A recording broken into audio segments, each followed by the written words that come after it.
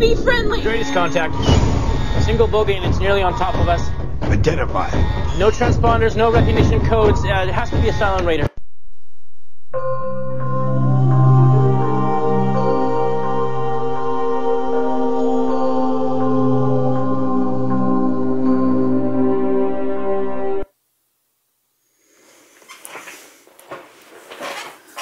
So we are approaching the finale and the big reveal of the Moebius 1/32nd scale original series Viper MK1. And essentially what we've got here is the model complete. The lighting with all the switches has been done, and we are ready for the final plaque, which is drying in the next room. So trying also out for the first time a second camera, and hopefully this will provide much closer style video than the larger overhead fisheye. I'm not sure what the autofocus is on this, but it seems to be doing a pretty decent job. We'll have to see once I review the test footage. I know that when things get really close, the autofocus has a bit of a challenge, but for right now, I really enjoy the way this is coming out in the view screen. So what you see here are the engines and this detail striping for the decals that have gone along here. And I have fixed the light leaks that were in that corner of the engines on both sides. A little bit of the weathering. Here's the helmet from the outside, and again, this is in its non-lit stage. So, and then of course there's the Battlestar Galactica emblem that's been glued down to the runway.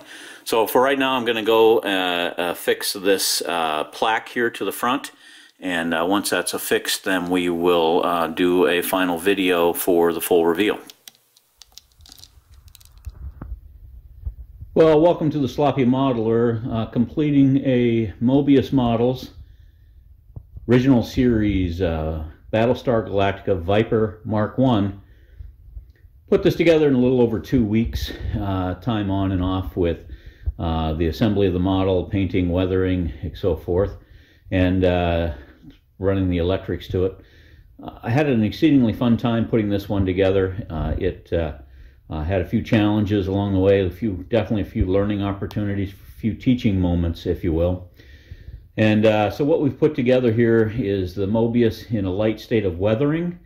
We use the decals for the striping throughout, and then of course acrylic paints on most of the model, a little bit of gunmetal and other touches to bring out some of the highlights, and a few oil paints to really make some of the things shine on here. Just to go through a few of the pieces. As far as the electrics go, hit the first switch here, and essentially what you've got is that the landing lights come up on the runway that we created. We used sandpaper painted with a burnt umber and a red, and then a pearlescent white for the stripes down the side. And that gives a really nice reflection on that unit. And I think you can see right there in the video, essentially like right in through here and here and here where the white lights are, that it gives a really nice look of an upward glow to the bottom of that model as you sit.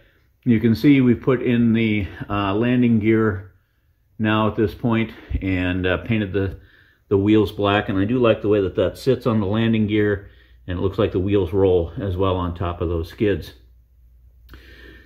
Got the intakes turned out pretty nice, and I'm really thrilled with the decals, the way that those turned out. And as I mentioned, I was able to get the light leaks around the engines taken care of. And the cockpit is done and completed. The cockpit, of course, you see has the pilot in it. And not only that, it's got the photo etch in there that provide a pretty nice look when it comes to the electrics that are inside of the cockpit. And the helmet turned out really nice. I'm actually kind of pleased with the way that turned out, painting the figure there. Again, we taped off this particular section right there and allowed that to be a transparent piece. And I think that adds a little bit of depth to that particular unit. to that canopy, and the canopy was weathered just slightly in a couple of spots.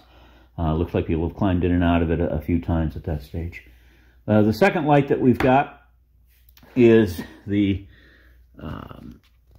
landing gear lights, and those are really tiny SMDs that I installed running the landing gear, running the wires through the landing gear and drilling a couple of small holes, and then having those SMDs come out. And at the same time you hit the landing gear lights, the engines turn on and off. And I used a white flickering LED for that, and each one of those is a 5mm blue. If I said white before, I was incorrect. Blue LED. And I think you can see how nice that turned out as they flicker. Painting the insides of these a nice little silver. Flat aluminum also helped to a large degree to make that look really a nice glow in person. And I really like the way that turned out. Again, some more weathering on the other side. The other switch that we have right here, as it turns up, is the beacon. And so the beacon, I think we've gone through this several times, so I'm not going to belabor the point. The anti-collision light there gives me exactly what I was looking for from that standpoint. And you can see here is the momentary switch that you would normally hit right there. That causes that particular beacon to change its strobe event. And so just real quick, hit it the first time, and the strobe changes, as you can see. Oh, there we go, get you back in the picture. Just to a long flash. Hit the light again, and that's a build-up pulse and then a warm down.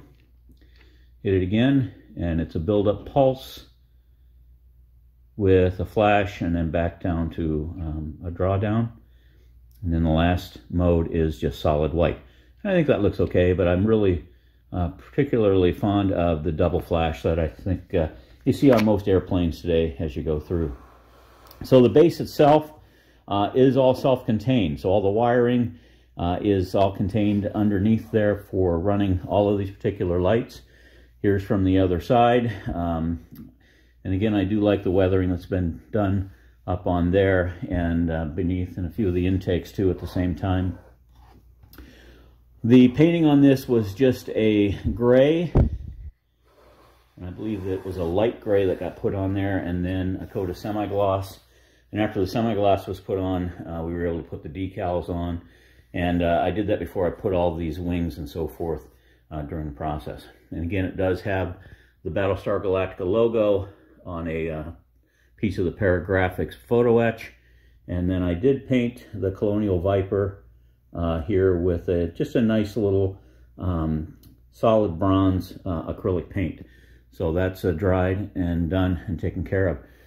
So for our last and final shots there, it's an opportunity to see the Moebius 1/32 scale Mark I from the original series completed with the Viper ready for takeoff or just coming in for landing, depending on your perspective there.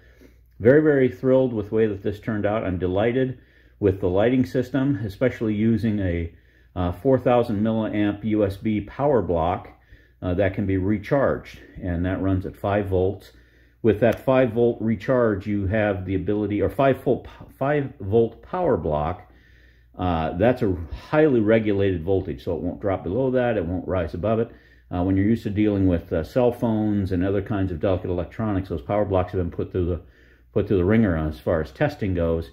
And I think that adds a lot of value to putting these models together with a power block rather than just with a 3 AA's or with a 9 volt, plus the rechargeable factor. Just put in a small USB or mini USB plug into the bottom and recharge, and you're good. And again, one more shot of the cockpit and the pilot. You can see all of the green inside of there, and then one more time with the flashing light. And with that, we are going to close this edition of the Moebius Models 1/32 from the Sloppy Modeler. I'm really happy to have this done and moving on to the next project. And in the meantime, go out and enjoy building something.